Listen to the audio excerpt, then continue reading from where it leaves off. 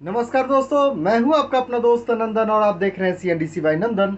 दोस्तों, मैं फ़िलहाल ना लाइव आ रहा हूं और ना हमारी कोई वीडियोस आ रही है, क्योंकि मैं कुछ मेडिकल इश्यूज़ के कारण मैं कुछ फंसा हुआ हूं। वैसे बची बात इंस्टीट्यूट की, तो इंस्टीट्यूट के लिए मैंने आप लोगों को बताया था कि 17 अक्टूबर से हमारी नई बैच स्टार्ट होगी।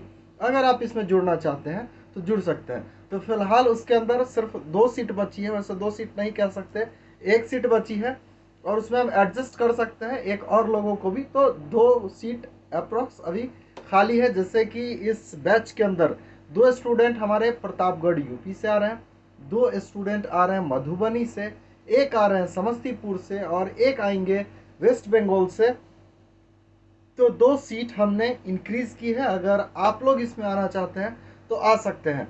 वैसे काफ़ी सारे लोग हैं जो ये सोचते हैं कि हम इन्वर्टर, स्टेबलाइजर और रेफ्रिजरेटर की कोर्स एक साथ कर लेंगे। तो भाई साहब, मैं आप लोगों को बताना चाहता हूँ, मैं आपको बिल्कुल रिकमेंड ऐसा नहीं करूँगा कि आप कभी भी तीनों कोर्स को एक साथ करें।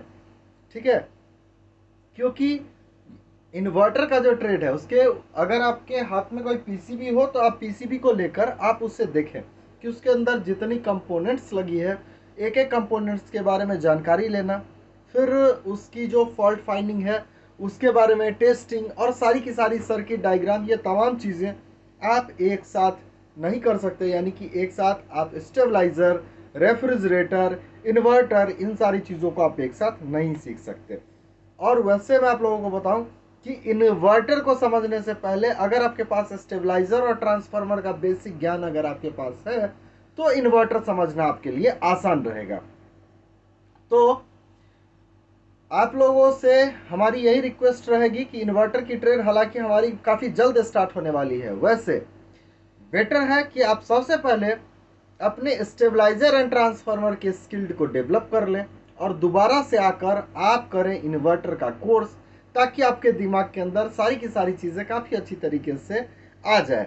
वैसे अगर तीनों कोर्स को एक साथ करें, कंबाइंड अगर खिचड़ी करें, तो पता चला कि करते करते कुछ नहीं सीख पाए या फिर कुछ भी नहीं कर पाए। तो इस तरह की परेशानी ना आए, क्योंकि एक शॉर्ट पीरियड ऑफ टाइम के अंदर लिमिट चीज़ें ही आप सीख सकते हैं। ठीक है, आपको इस बात को एक्सेप्ट करना होगा। हालांकि एक्सेप्शन हो सकते हैं, मतलब आप ऐसा समझ लें कि हमारे इंस्टीट्यूट में अभी तक जितने स्टूडेंट पास आउट होकर गए हैं, तो उसमें अगर हमसे पूछा जाए तो ऐसे 2-3 ही स्टूडेंट थे कि इन तमाम चीज़ों को वो एक साथ हैंडल कर सकते थे, नहीं तो पॉसिबल नहीं होता है मेरे हिसाब से।